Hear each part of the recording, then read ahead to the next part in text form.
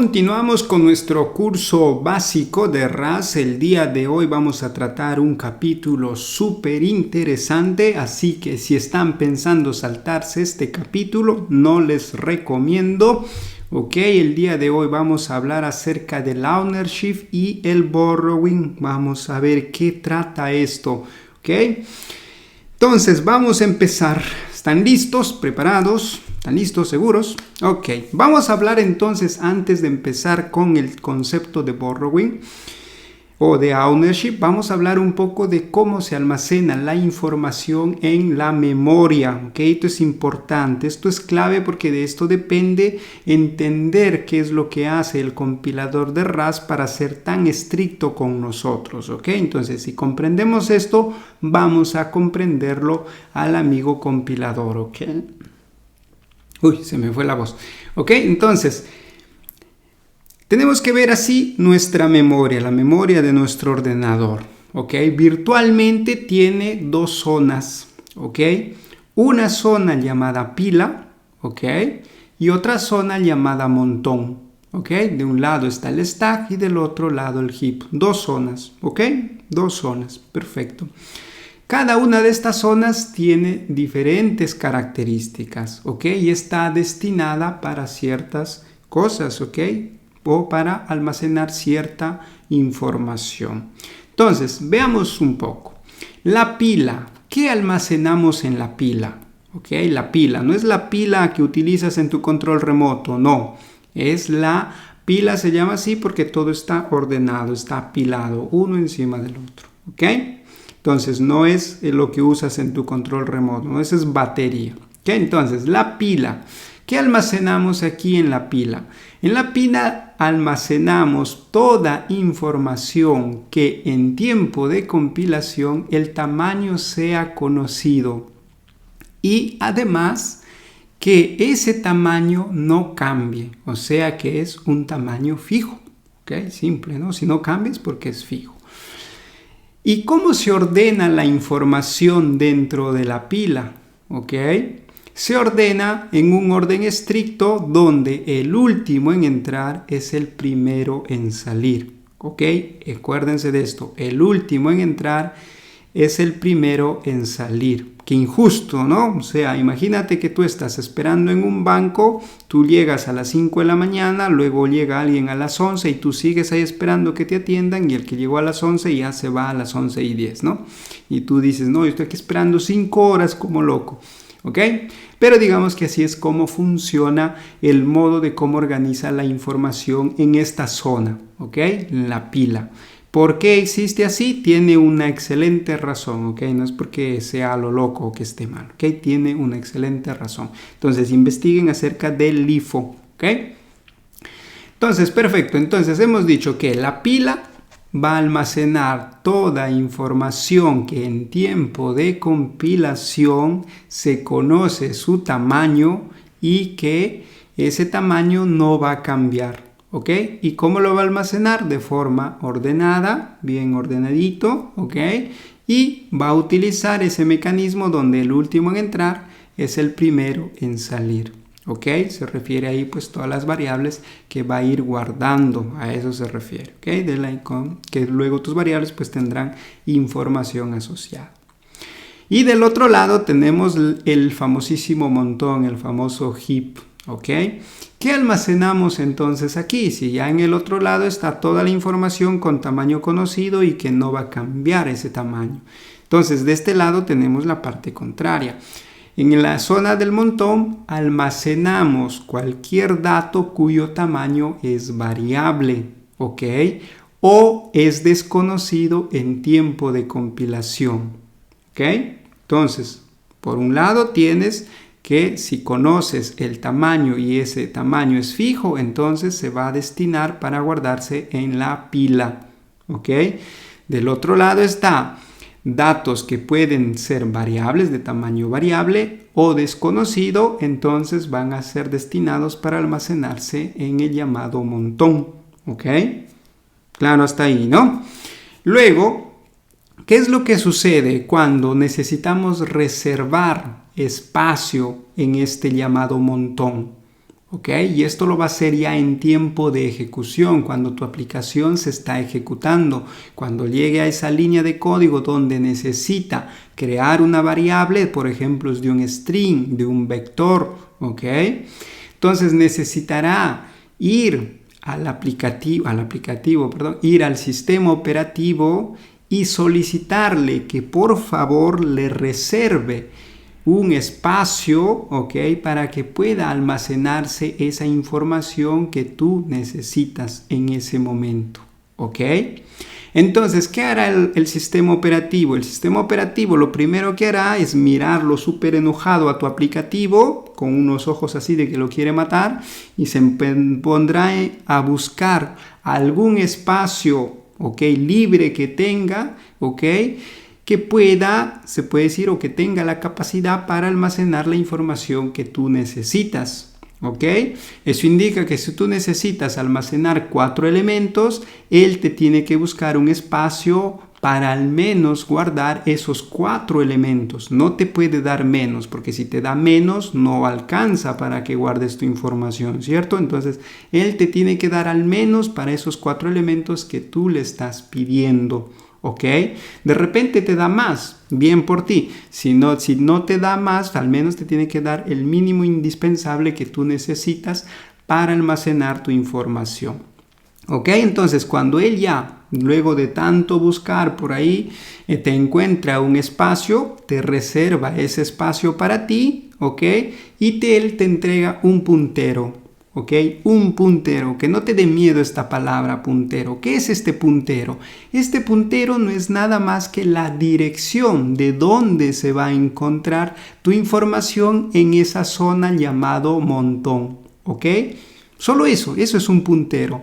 Prácticamente es una dirección de memoria de dónde estará almacenada tu información, que en realidad es donde inicia a almacenarse tu información. Pero esa es una dirección, ¿ok? Simple como eso. Entonces, recordemos 2 zonas. La zona de la pila donde almacenamos toda información que tiene un tamaño conocido y que no va a cambiar ese tamaño en tiempo de compilación. O sea, en tiempo de compilación ya se debe saber eso, ¿ok? Por ejemplo, un entero de 32, si defines una variable como un entero de 32 y ese tamaño o esa variable no va a cambiar, no se va a convertir a un entero de 64, por ejemplo, entonces puede ser considerado como que tiene un tamaño conocido y que también tiene un tamaño fijo porque no se va a expandir más. Entonces ya el compilador pues dirá, ok, ya esta variable ya sé por dónde lo voy a guardar. ¿Dónde? En la pila, ¿no? Al momento que se ejecuta, ¿ok? En cambio, cuando tengas una variable, por ejemplo, una cadena de texto, ¿ok? Un simple texto que empieza con un hola, por ejemplo, ¿ok? En ese momento, cuando estás compilando tu aplicativo, llega a ver esa variable, ¿ok? ¿Qué es lo que va a decir el compilador? Como que este de aquí inicia con este tamaño y luego se puede incrementar, ¿cierto? Porque un texto puedes colocar 2 letras y de ahí le puedes ir agregando más información. Le agregas 2 letras más o le quitas una letra, o por ejemplo es un vector, una lista de datos.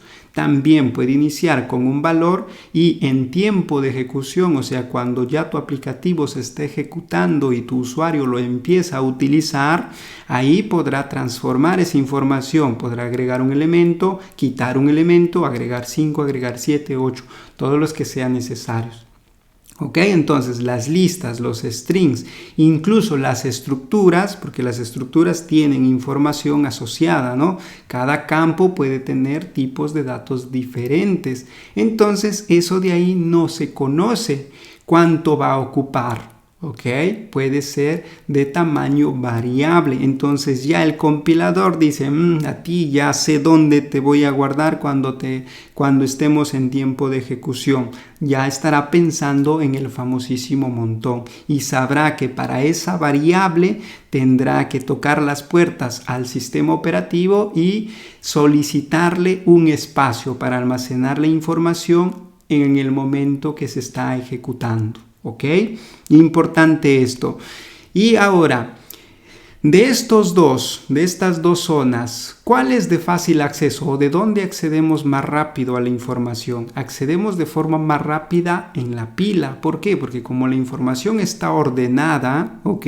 Es mucho más fácil de acceder. En cambio, de la zona del montón es mucho más difícil. Incluso reservar espacio es mucho más complicado, porque de un lado depende solo de ti, del aplicativo que estás haciendo, ¿ok?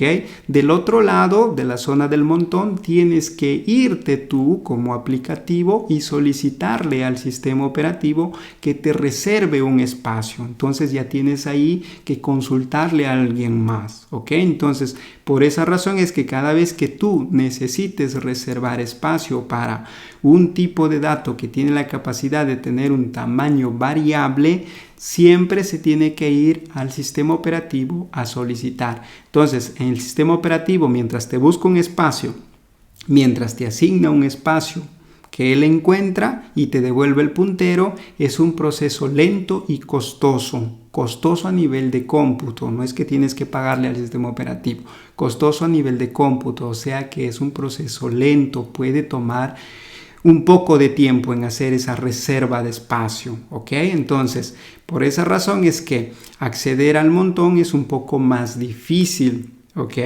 Por eso es que tenemos la pila para acceder de forma rápida, pero lamentablemente no podemos almacenar todo en la pila, necesitamos almacenar toda información variable en el montón, ¿ok? Así es como funciona en todos los lenguajes de programación.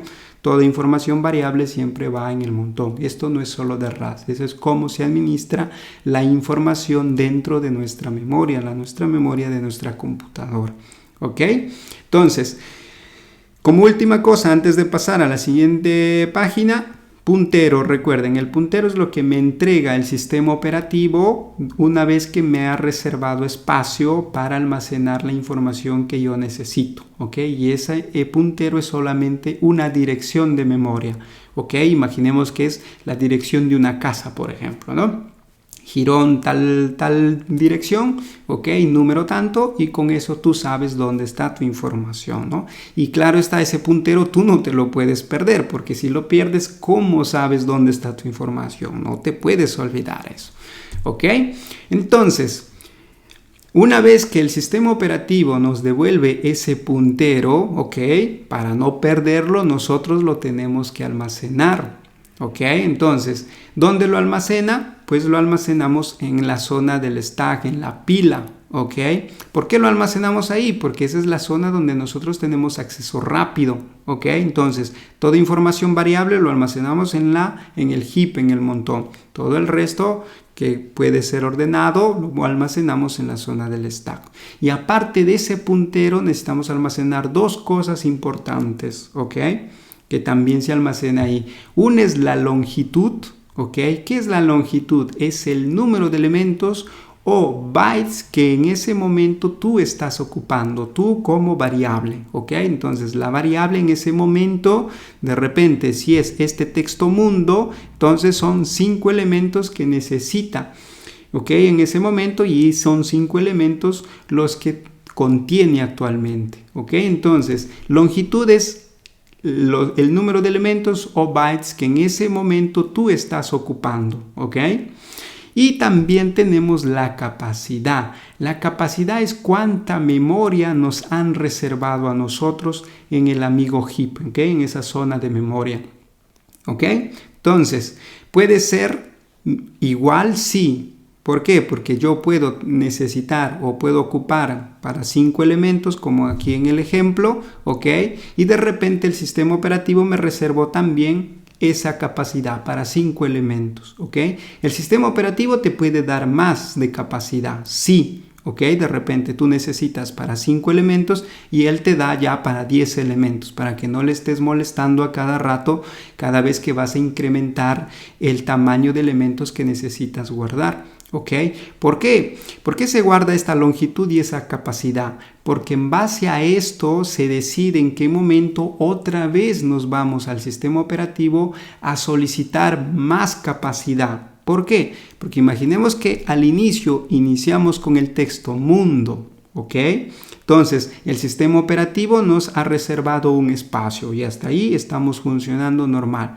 Y por ahí tú agregas más información a esa cadena de texto, ¿no? Concatenas más texto. ¿Qué sucederá? Quieres agregarle un simple punto, por ejemplo. Entonces ya quieres que tu texto sea mundo punto.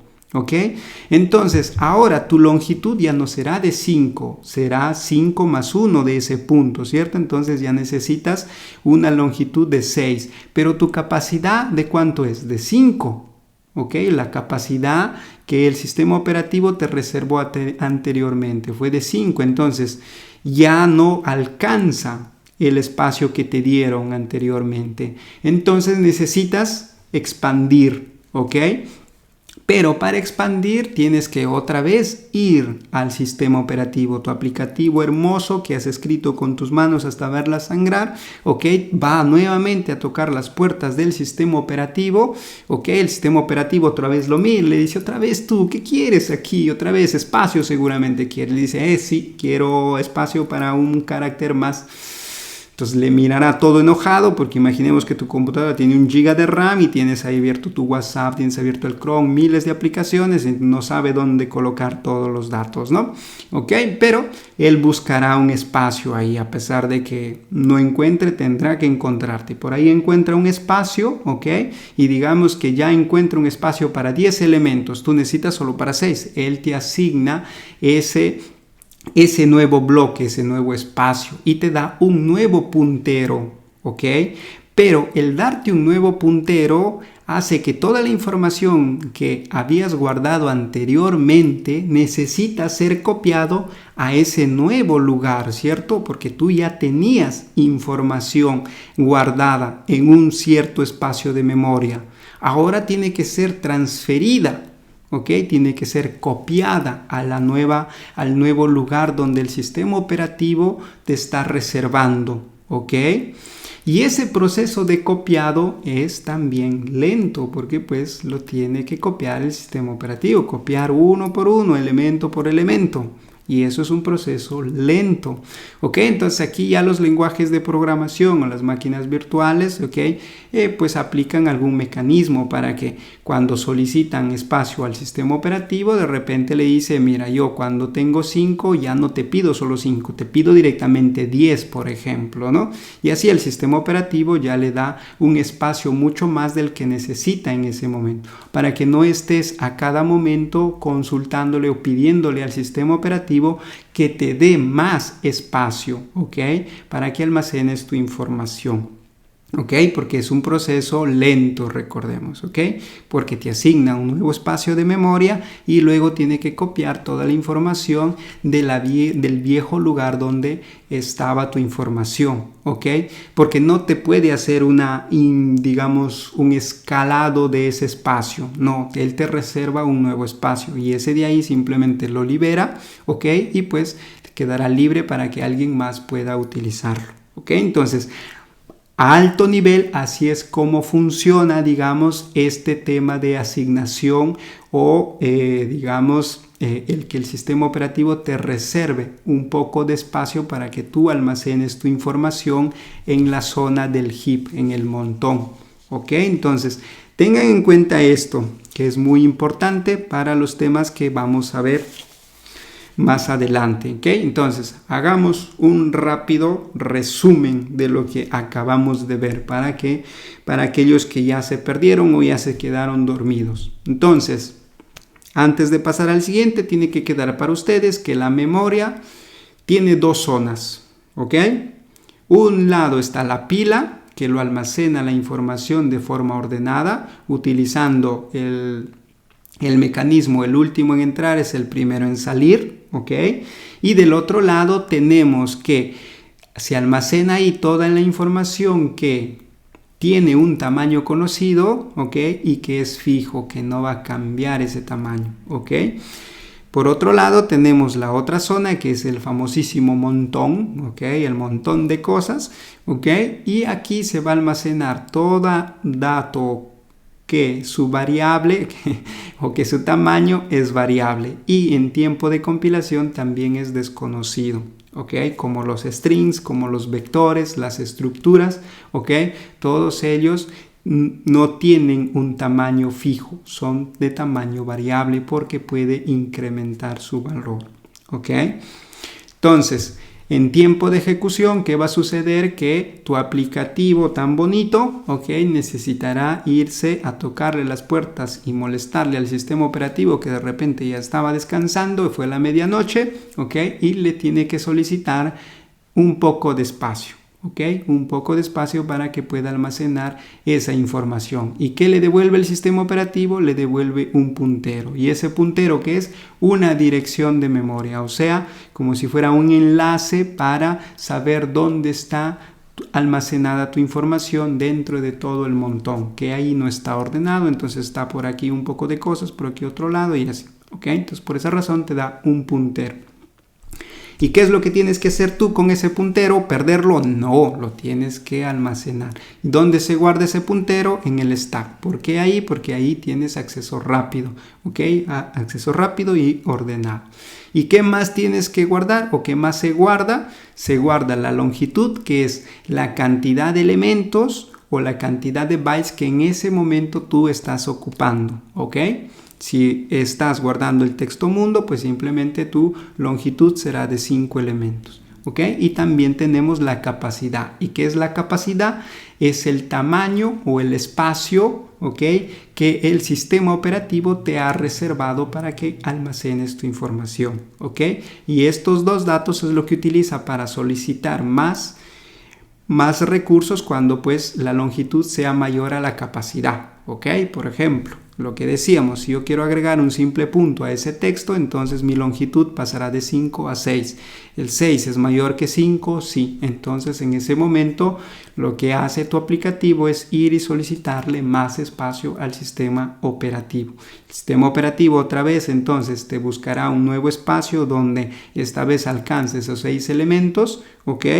Y hace un copiado del lugar donde ya estaba almacenada tu información hacia la nueva. Y de ahí te da un nuevo puntero y tú tendrás el nuevo espacio de memoria, ¿ok? O la nueva dirección de donde está esta vez tu nueva información, ¿ok? Y eso es un proceso lento, recordemos, ¿ok?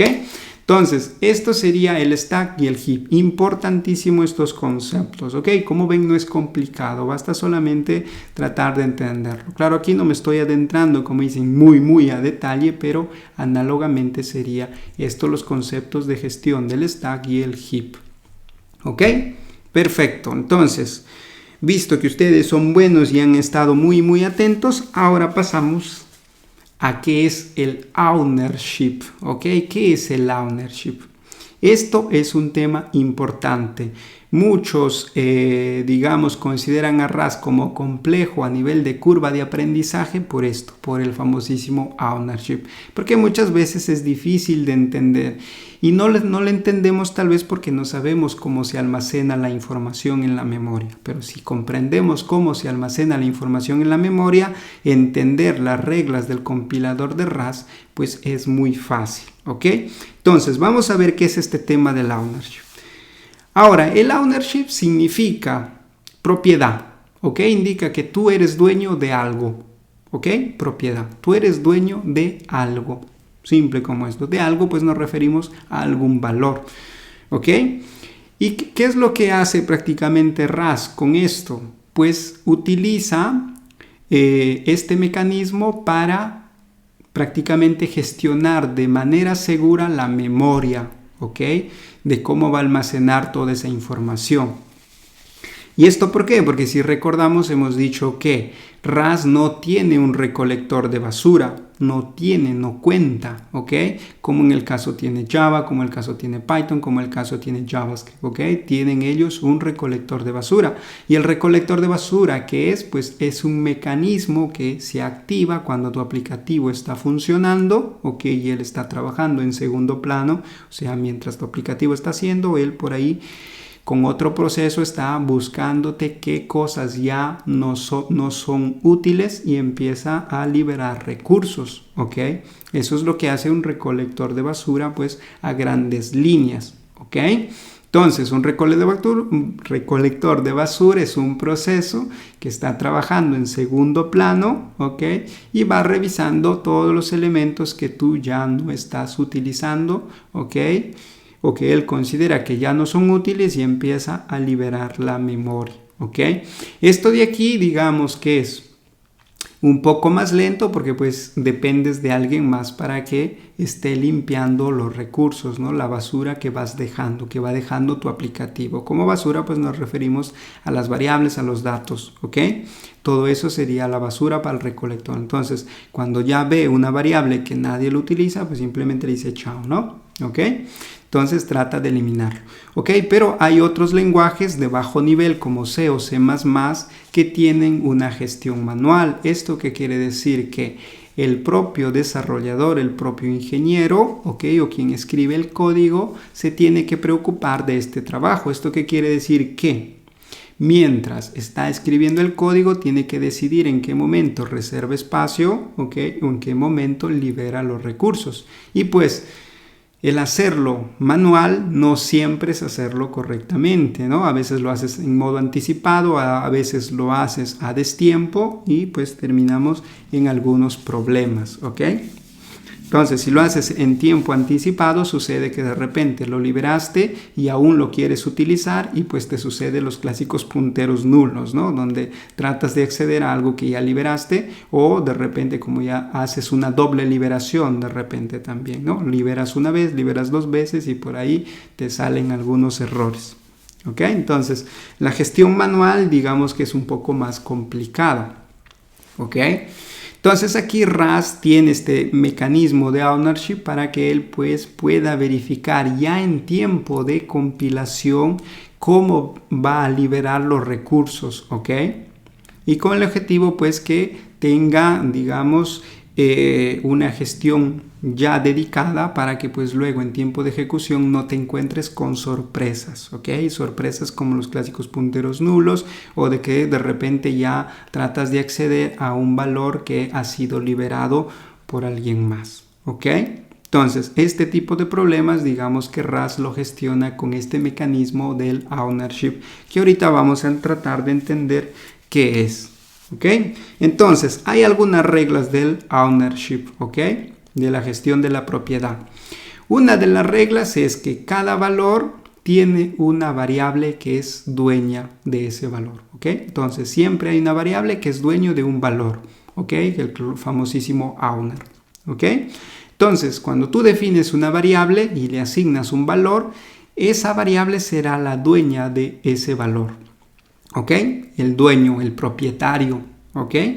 Y solamente puede existir un solo propietario, un solo dueño a la vez, ¿ok? ¿Eso qué quiere decir? Que si yo me compro, por ejemplo, este control remoto, yo soy el dueño, ¿cierto? Yo tendré el título de propiedad, un comprobante que me indica que este elemento es mío, ¿ok?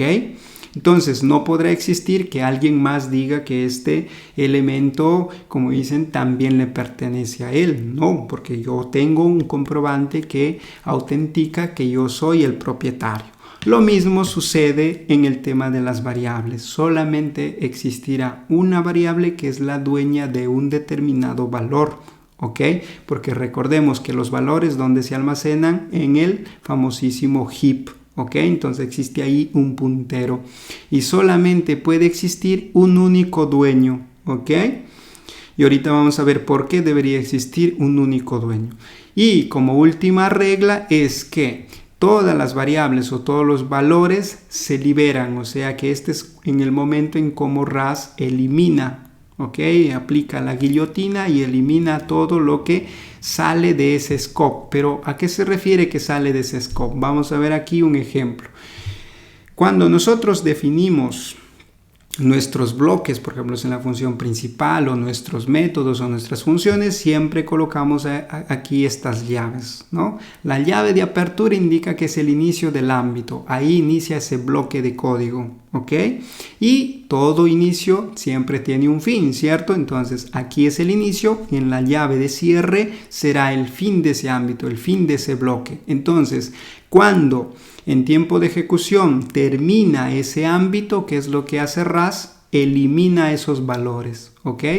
Guillotina esos valores. Por ejemplo, aquí tenemos la variable S1, que será la dueña del valor hola, dueña porque el S1 ¿dónde estará almacenado? En la zona del stack, ¿cierto? Y tendrá internamente un puntero a los datos que estarán almacenados. ¿En qué zona? En el heap, ¿cierto? Que tiene que pasar por el sistema operativo para reservar espacio para ese valor. ¿Ok? Entonces, al momento que se sale de este bloque de código, simplemente RAS elimina, ¿ok?, esos recursos. Y de ese modo es como RAS libera, sin la necesidad de que lo hagamos de forma manual, nosotros quienes escribimos el código, o lo haga un mecanismo adicional como el recolector de basura. ¿Ok? Lo hace él por nosotros. ¿Ok? Y su modo de eliminar es eso. Si la variable sale de ese ámbito, simplemente la elimina los recursos, ¿ok? Y libera la memoria. Y perfecto. Entonces, eso sería el ownership, ¿ok? Recordemos, el ownership indica que una variable es dueña de un valor y solamente puede existir un único dueño, ¿ok?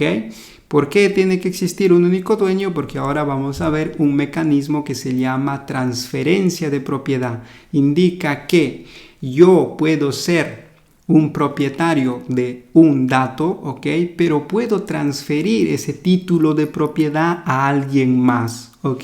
Que en RAS se conoce como move, ¿ok? Mueves el valor, ¿ok? Y con eso indica que tú transfieres la propiedad a alguien más. ¿Ok? Y el transferir la propiedad indica pues que tú ya no eres el dueño, y el no ser dueño indica que ya no puedes acceder a esa información. ¿Y por qué ya no puedes acceder a esa información? Porque él lo que hace es quitarte a ti el puntero, ¿ok? Ese puntero que tú tienes que está yendo hacia la zona del heap, él te lo quita y le da a la otra variable. Entonces, de ese modo es como se ha transferido la propiedad. ¿Ok? Entonces, cuando tú ya transfieres la propiedad, ¿qué es lo que sucede? Pues tú ya no puedes utilizar esos valores y esa variable tampoco puede ser ya utilizada porque ya no tiene ninguna conexión con algún valor, ¿ok? Porque ya transferiste esa propiedad a alguien más. ¿Ok? Ahorita vamos a ver un ejemplo para entender esto. Entonces vamos a ir aquí a nuestro código, debería verse ahí todo simpaticón. Ok, entonces seguimos trabajando en nuestro proyecto IDS Hello, que está todo vacío. Ok, entonces vamos a replicar aquí este ejemplo, por ejemplo, del S1. Entonces vamos a definir aquí nuestra variable. Ok, S1 será igual a un string punto, dos puntos y aquí guardamos nuestro texto hello. Ok, entonces hasta ahí todo bien, ¿cierto?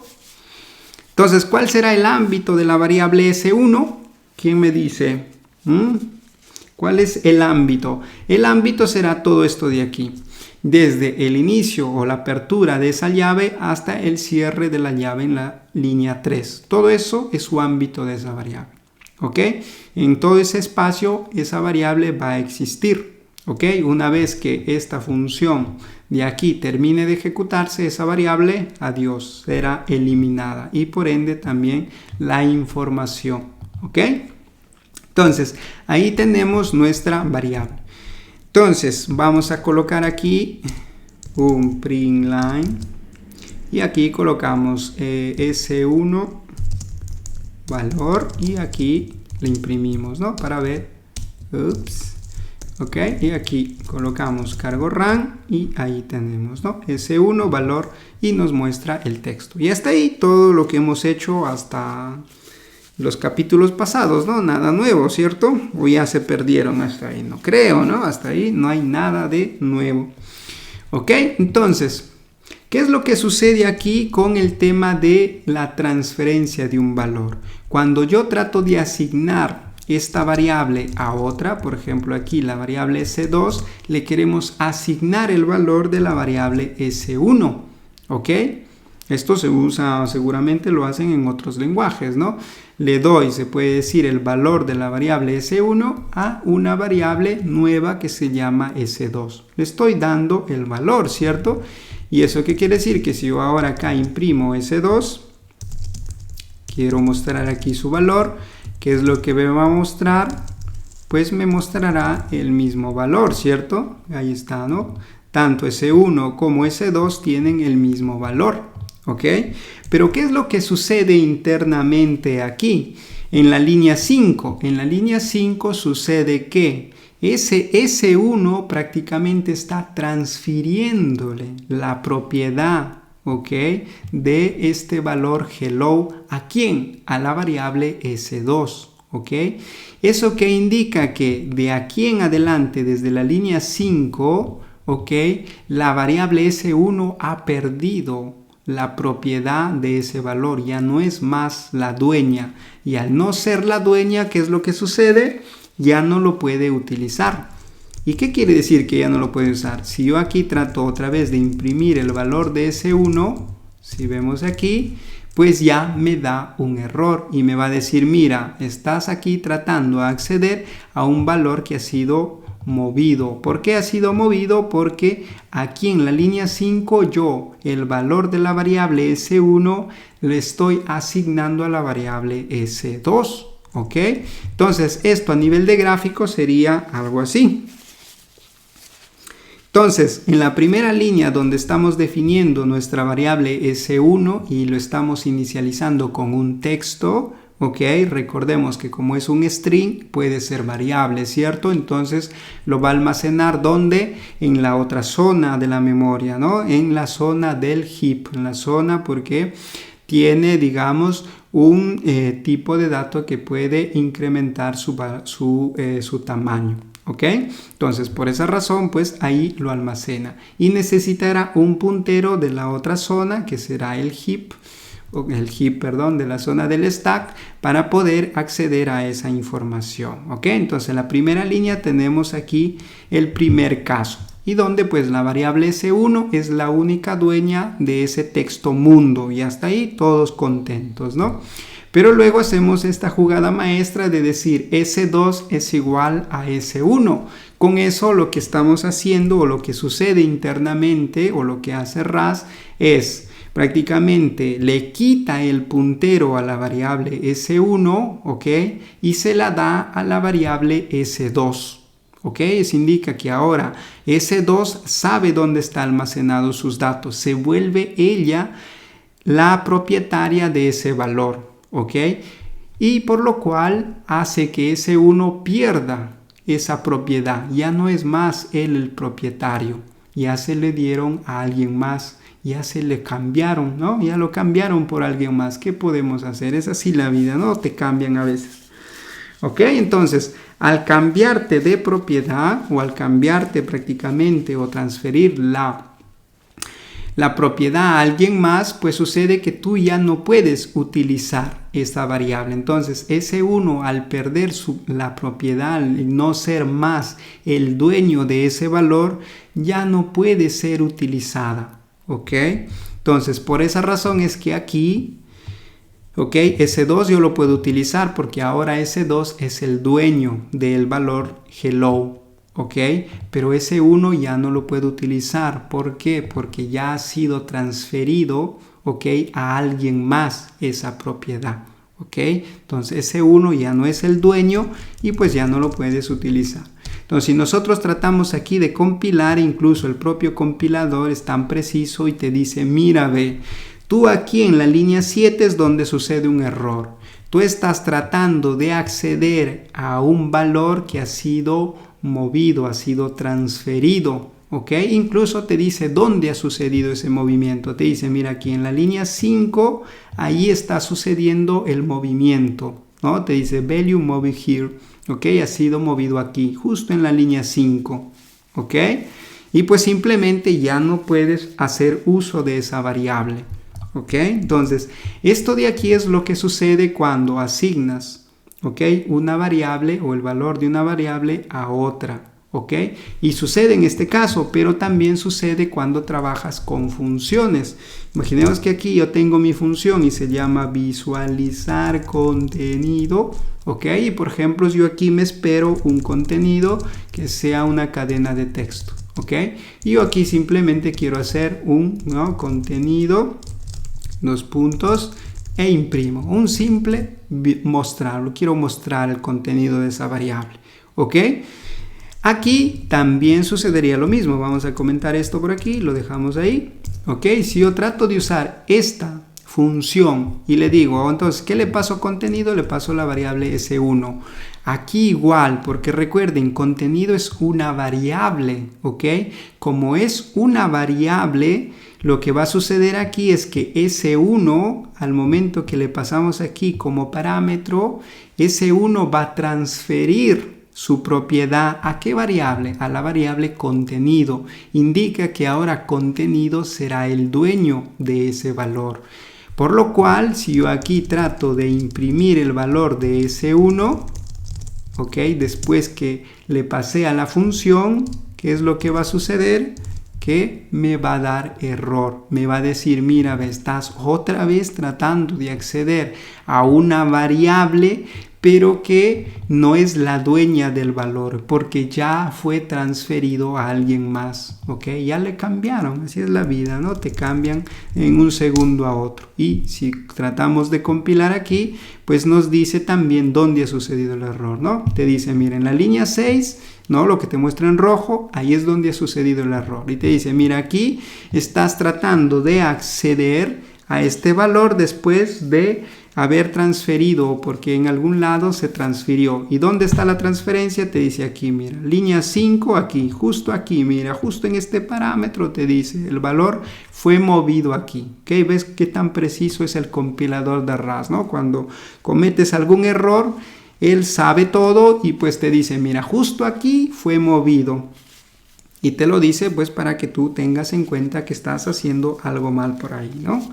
Ok, entonces, esto de aquí es lo que sucede cuando, ok, hacemos ese paso de valor, ok, entre variables. Lo que sucede es que estamos haciendo una transferencia de la propiedad, ok, indica que no estamos nosotros quedándonos como propietarios, sino que le damos ese título de propiedad a alguien más, ok.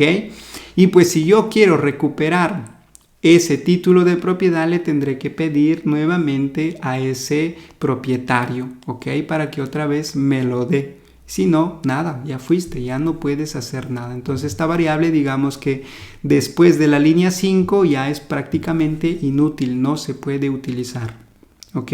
Entonces desde la línea 5 en adelante, la variable S1, adiós, ya no lo puedes utilizar por más que quieras. Lo único que podrás hacer es tal vez crearte con un nuevo valor, ¿no? Entonces ahí de repente ahora es 1. Entonces ahí sí, ¿ok? Pero esto ya es otra variable, ¿ok?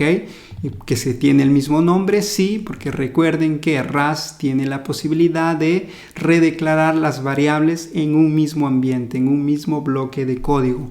Pero no es la misma variable de la línea 2. Es ya otra variable, estás creando una nueva. ¿Por qué estás creando una nueva? Porque inicia con LED.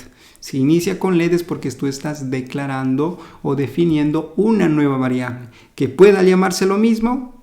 Sí, se puede, sí, pero es una nueva variable donde puede aceptar o un valor similar o un valor totalmente diferente, ¿ok? Entonces, al ser una nueva variable, pues guardará sus datos en otro lugar, ¿ok? Entonces, tengan en cuenta eso cada vez que trabajamos aquí con el paso de datos, ¿ok? Existe algo que se llama el movimiento de valores, ¿ok? Se transfiere la propiedad, ¿ok? Entonces, recordemos esto último antes de pasar al siguiente tema, ¿ok? El concepto de mover valores, el clásico move, significa que yo transfiero la propiedad a alguien más, ¿ok? Se indica que yo no soy más el dueño de ese valor, ¿ok? Alguien más lo será. ¿Y cuándo sucede? Cada vez que pasas el valor de esa variable a otra variable, ¿ok? Simple como eso. Y esa otra variable se puede encontrar en una función, sí, o como lo que tenemos aquí, ¿no? S2 igual a S1, cualquier asignación de una variable a otra va a suceder un movimiento de valores, va a suceder una transferencia de propiedad, ¿ok? Indica pues que una vez que tú transfieres esa propiedad, ya no puedes utilizar esos valores, ¿ok? A modo que pues otra vez le pidas la propiedad a quien es el dueño en ese momento, ¿ok? Entonces, para que no se me duerman, recuerden solo que el movimiento de valores sucede cuando existe una asignación de un valor de una variable a otra.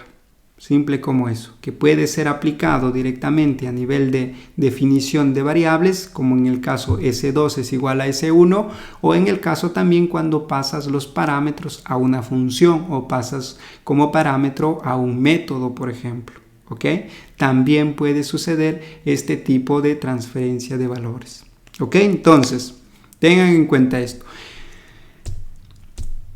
Ahora, pasamos a otro tema, que sería la clonación. Tiene que ver también con lo anterior, ¿ok? La clonación, ¿qué es el clonado? El clonado prácticamente es hacer una copia profunda de los datos, ¿ok? Para hacer que existan en dos lugares o en dos posiciones de memoria totalmente diferentes, pero ayuda a que las variables que son dueñas de sus valores no pierdan, ¿ok?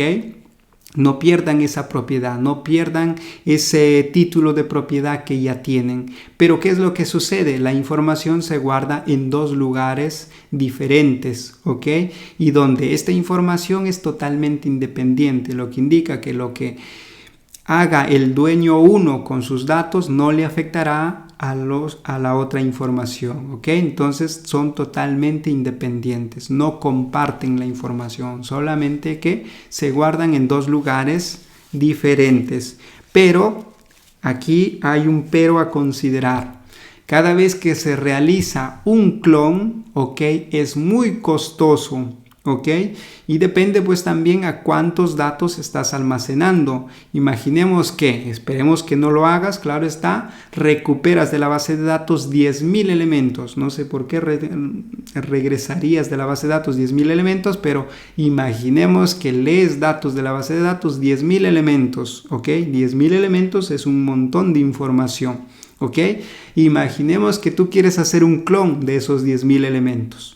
Si esos 10.000 elementos ocupan casi 1 GB de RAM, el clonarlo significará que ahora ya no ocupará en tu memoria 1 GB, sino que serán 2, ¿ok? Porque estás duplicando la información en tu memoria, ¿ok? Entonces, hay que tener mucho cuidado cuando se utiliza este método clon, ¿ok?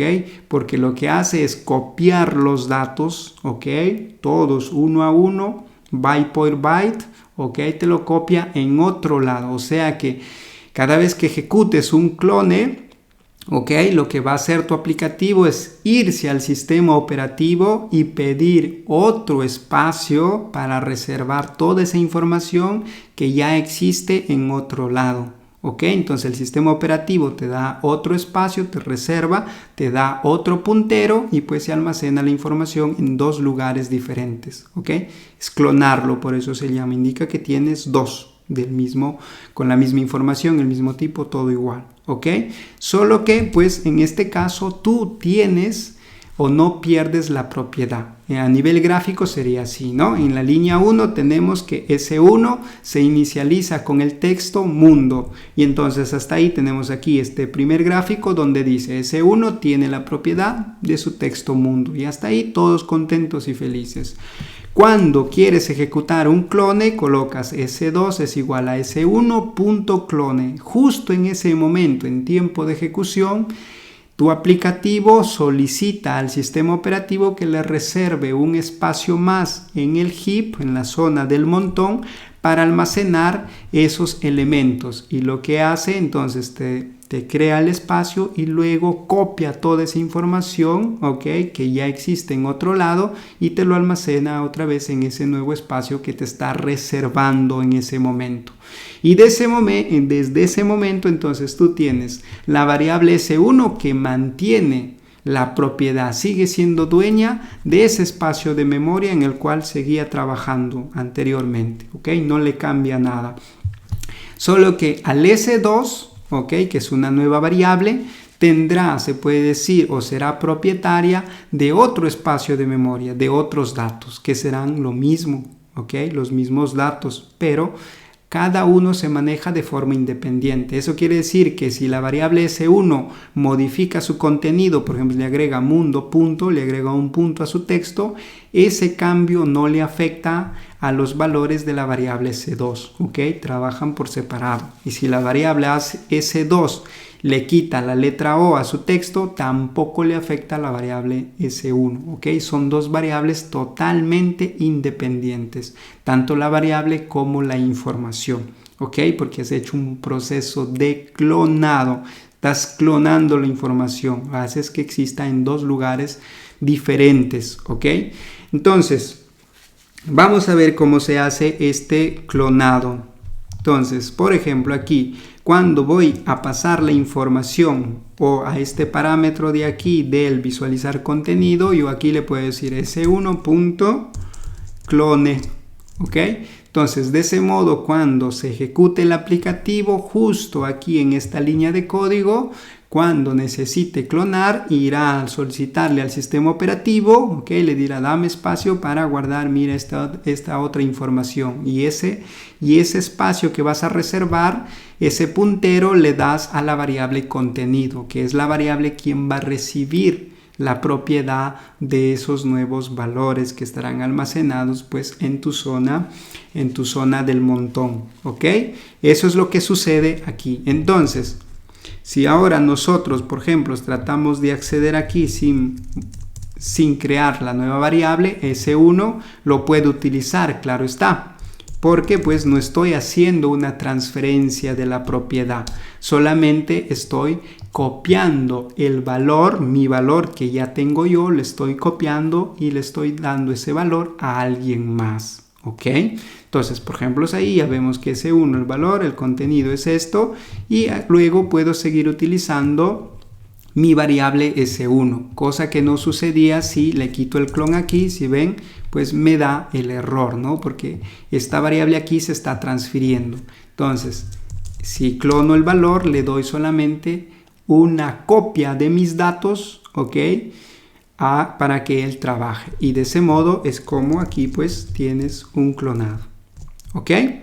Lo mismo sucedería si tuvieras que trabajar aquí con esto, ¿no? Por ejemplo, aquí, ¿no? Lo que habíamos visto hace rato. Yo podría hacer el let s2 igual a s1 punto clone, ¿ok? Y de ese modo yo puedo seguir trabajando con las dos variables. ¿Por qué? Porque aquí nuevamente yo estoy generando una copia de mis datos, ok, y esa copia le estoy dando a esa otra variable S2, ok. Entonces ahí digamos que ya tenemos la información 1 aquí, 2 aquí y una tercera. En 3 lugares diferentes tengo el mismo texto hello, ok, pero cada uno administra sus propios datos. Son 3 espacios totalmente independientes, ¿ok? Nadie se va a cruzar ahí con la información. Entonces, si ahora ejecutamos nuevamente esto, ahí está, ¿no? Cada uno tiene nuevamente su valor, sin ningún problema, ¿ok? Pero, aquí viene el pero, como les decían, el clon debería utilizarse solamente cuando sea necesario, ¿ok? No debería usarse por todos lados. El clon se debería evitar lo más que se pueda, ¿ok? Solamente realicen un clon cuando realmente sea necesario. ¿Cuándo será necesario? De repente cuando necesitan transformar o trabajar con la información en modos diferentes, porque en un lado de repente necesitas agregarle números, en otro lado necesitas agregarle texto o cosas por el estilo, o en un lado necesitas agregar más información, en otro lado necesitas quitar información. Okay, se me vienen un poco ejemplos así, ¿ok? Pero puede suceder el caso de que tengas que trabajar con los mismos datos, pero procesos diferentes, ¿ok? Pero siempre tengamos en cuenta que realizar un clonado, ¿ok? Es un proceso lento y costoso a nivel de cómputo y deberíamos evitar cada vez que se pueda. Y sobre todo deberíamos evitar clonar datos que son muy pesados o son muy grandes, ¿ok? Pues una lista de 500 elementos, de 1000 elementos, ¿por qué lo quisieras clonar? Probablemente no sea la mejor opción clonar 500 elementos, 10.000 elementos, ¿ok? Y tampoco sería bueno que tú en memoria cargues pues 10.000 elementos, ¿ok? O por ejemplo, si estás trabajando con archivos, lees un archivo, ¿ok? No sería correcto también que te cargues todo el archivo. Imagínate que el archivo pesa 80 gigabytes, ni modo que te cargues todo eso en la memoria, ¿no? Deberías dividirlo y cargar por piezas, ¿no? Solamente lo que te sirve vas escribiendo en otro lado, cosas por el estilo, ¿ok? Pero bueno, esos son otros mecanismos, ¿ok? Entonces, antes de pasar a la siguiente presentación, recordemos, el clone sirve para clonar la información. Dice clonar, ¿no? Cuando clonas algo, clonas la información, lo almacenas en dos lugares diferentes, ¿ok? Y eso que hace que ambas variables mantengan la propiedad, sigan siendo dueñas de sus valores, los cuales existían anteriormente, ¿ok? Solo que esta vez la información se duplica, se guarda en dos lugares diferentes, ¿ok? Y pues puedes clonar cuantas veces quieras o cuantas veces tu memoria te lo permita, ¿ok? Si tienes 512 megabytes de RAM, seguramente estarás más limitado que alguien que tiene 80 gigabytes de RAM, ¿no? ¿Ok? Perfecto, entonces pasamos al siguiente tema. El famosísimo borrowing, ¿ok? ¿Qué es esto, el borrowing? El borrowing es otra cosa más que una gestión de préstamos, ¿ok? ¿Qué quiere decir esto de préstamos? ¿Ok? Es una analogía muy simple. Por ejemplo, tú tienes o eres el propietario de algo, ¿no? Imaginemos un martillo, ¿no? Tú compraste tu martillo, te costó ahí, viste cuál fue el mejor martillo que existió en la ferretería, ¿ok? Pero tienes un vecino ahí que justo en ese día quiere utilizarlo, quiere clavar por ahí algo, ¿ok? Y va y te toca la puerta y dice, Beshi, présteme su martillo, pues no, hoy es domingo, no puedo ir a comprar, ¿no? Entonces, tú, todo muy amable, le prestas ese martillo, ¿no? Le dices, pero me lo devuelve, ¿ok? Y pues entonces tu vecino lo utilizará a las horas que lo tenga que utilizar y luego va y te lo devuelve tal cual tú le prestaste, ¿no? O esperemos que te lo devuelve tal cual lo prestaste, ¿ok? O esperemos incluso que te lo devuelva. Pero aquí RAS se asegura de que si existe un préstamo, va a existir una devolución, ¿ok? Entonces, esa es la analogía simple. Tú eres propietario de algo, ¿ok? Y tú prestas ese valor o ese elemento, en este caso será pues los datos, a alguien más. Alguien más será pues una variable, ¿ok? Entonces, eso es un mecanismo de préstamos. Y pues, ¿cómo sucede? Imaginemos que estamos, ¿no? Como en una otra analogía sería, por ejemplo, el tema de un libro en una biblioteca, ¿no? Que ahora ya ni bibliotecas existen, ¿no? La gente, todos son redes sociales y están ahí deslizando el dedo, ¿ok? Pero en los tiempos donde existía la biblioteca, tú ibas a una biblioteca y querías leerte un libro porque necesitabas hacer un trabajo de investigación o eras muy curioso, ibas ahí a la biblioteca y querías leer. Entonces, los libros a veces no lo podías retirar, no lo podías llevar a tu casa, entonces tenías que quedarte ahí, leías, copiabas todo lo que tenías que copiar y luego devolvías ese libro, ¿no? Le devolvías al bibliotecario y quedaba nuevamente ahí guardado bien bonito, ¿no? ¿Okay? Ese es un mecanismo de préstamo. No es tuyo, pero solamente te lo prestan por cierto periodo de tiempo y en ese periodo de tiempo pues tú lo utilizas, ¿ok? Y luego devuelves ese elemento que no es tuyo, ¿ok? Entonces, igual es aquí, pero con los datos. Y existen dos tipos de préstamos, ¿ok? Dos tipos de préstamos. Un préstamo es de modo inmutable, indica que yo presto para que solamente lo lean, ¿ok? O consulten la información que está almacenada en esa variable, ¿ok? Y el otro tipo de préstamos es el préstamo mutable, que indica que yo te presto, pero te doy el consentimiento para que lo puedas modificar. Pero yo al momento que te presto, pues ya sé que lo vas a modificar, entonces ya sé que me voy a esperar, pues modificado, ¿no? ¿Ok? Entonces estos son los dos tipos de préstamo. Que si recuerdan esto, MUT y el símbolo de la I comercial, ya lo hemos visto cuando hemos trabajado el tema de los métodos, ¿se acuerdan o no? Si recuerdan el método, su primer parámetro se tenía que especificar el modo en cómo tenía que acceder a los datos, ¿cierto? En modo lectura o con la capacidad de modificarlos. Eso era un préstamo, ¿ok? Porque se utiliza la I comercial. Entonces la I comercial, digamos que es la sintaxis para indicar que estamos haciendo un préstamo, estamos prestando nuestro valor a alguien más para que pues lo utilice, lo modifique si en el caso es un préstamo mutable, ¿ok? Entonces, para eso sirve la I comercial. Entonces, cada vez que ustedes vean la I comercial, esa I o esa S volteada, indica pues que es un préstamo, ¿ok? Hay alguien, un dueño de un dato, estará prestando su información a alguien más, ¿ok? Simple como eso, ¿no? No es tan complicado este concepto, ¿ok? Entonces, no se me duerman. Entonces, el concepto del borrowing, o sea, que es un sistema de préstamos, indica que hay un propietario de un cierto dato, ¿ok? Y ese propietario le presta ese dato o ese valor a otras variables, ¿ok? Y le presta en dos modos. En un modo inmutable, indica que le presta para que solamente sea leído, o un modo mutable para que también sea modificado, ¿ok? ¿Y cómo se utiliza? Con la I comercial.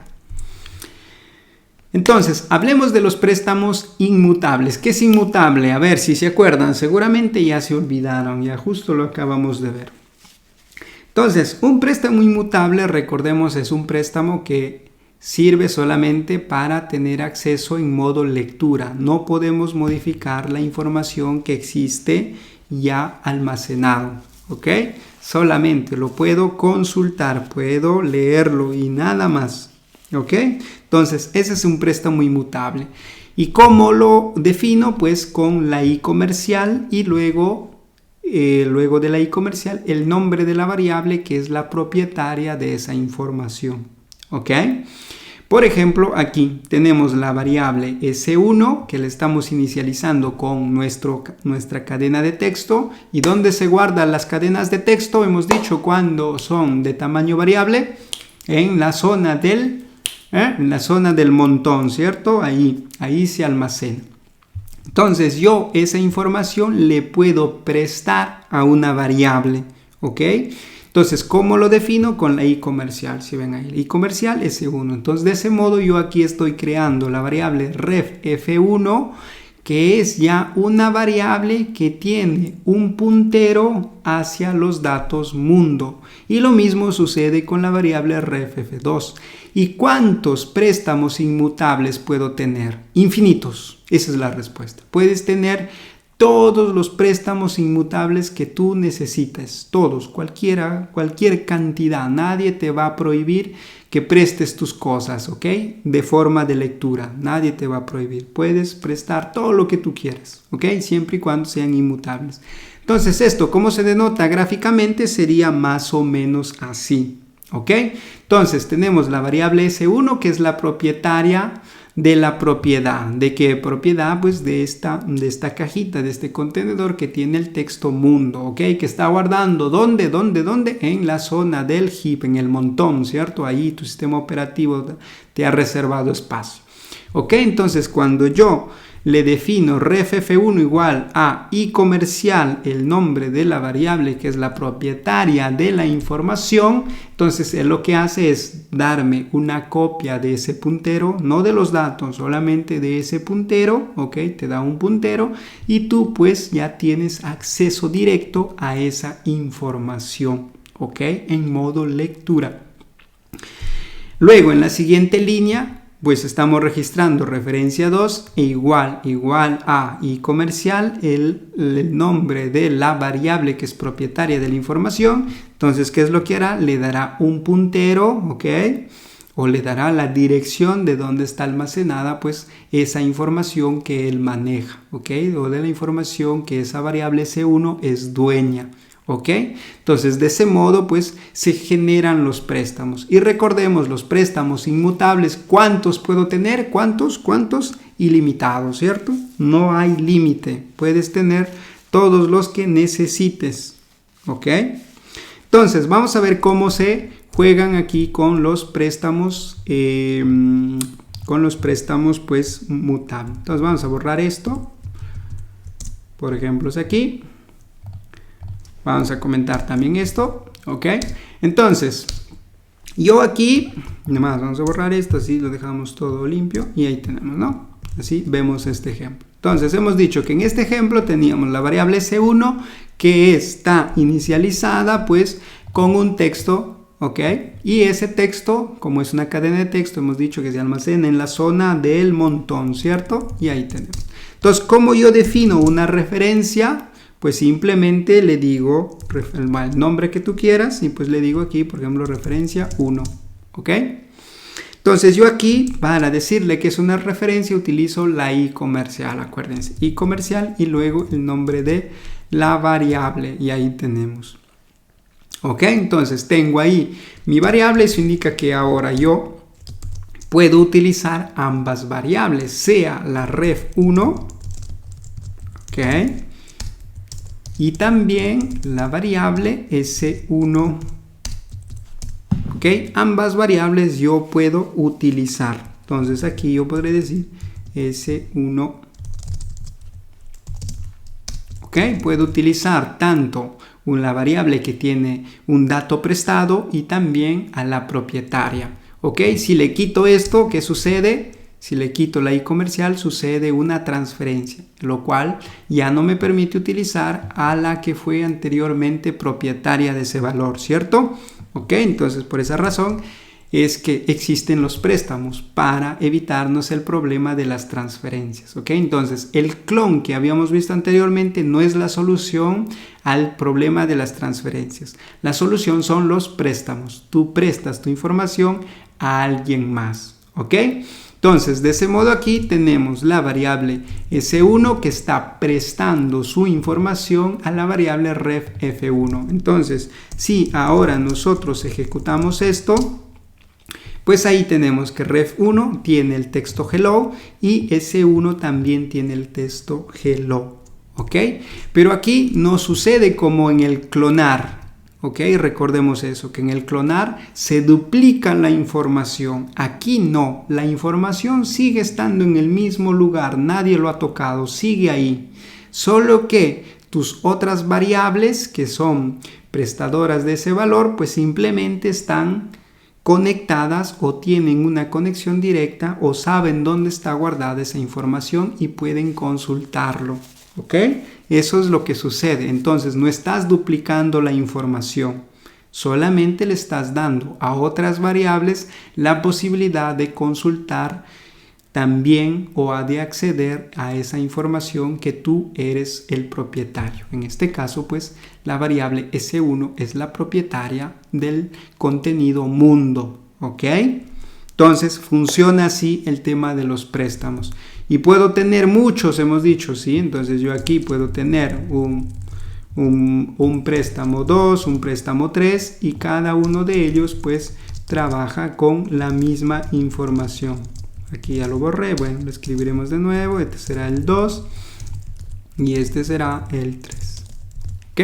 Entonces de ese modo es como se aplica este concepto de préstamos, ¿ok? Entonces los préstamos son muy utilizados en RAS, ¿ok? Cada vez que tú necesites pasar la información a una función o a un método, utilizarás los préstamos. Si quieres tú continuar a ser utilizado o si tú quieres seguir siendo el propietario de esa información. Si ya no quieres ser tú el propietario de la información, entonces simplemente le transfieres tu propiedad, el título de tu propiedad a otra variable y de ese modo tú simplemente basta, dices ya no trabajaré más, descanso y pues el otro será el dueño y hará lo que tenga que hacer con esa información. ¿Ok? Claro hasta aquí, ¿no? Esperemos que sí, no se me estén durmiendo. Entonces, último repaso del concepto de préstamo. ¿ok? Préstamo, acuérdense, existen dos tipos de préstamo. Préstamo inmutable indica que yo presto mi información, ¿ok? Para que pueda ser solo consultado, que es el que acabamos de ver aquí. ¿Y cuántos puedo tener? Muchos préstamos, ¿ok? Puedo prestar yo mi información a cualquiera de forma de lectura. Entonces ellos solo pueden acceder a esa información, ¿ok? Entonces, digamos que los préstamos inmutables es la solución para que tú no tengas problemas con la transferencia de valor. Entonces, si yo aquí, por ejemplo, tenía mi función, como hace rato, visualizar contenido, ¿ok? Yo aquí tengo mi variable contenido. Entonces, aquí, ¿qué sucederá?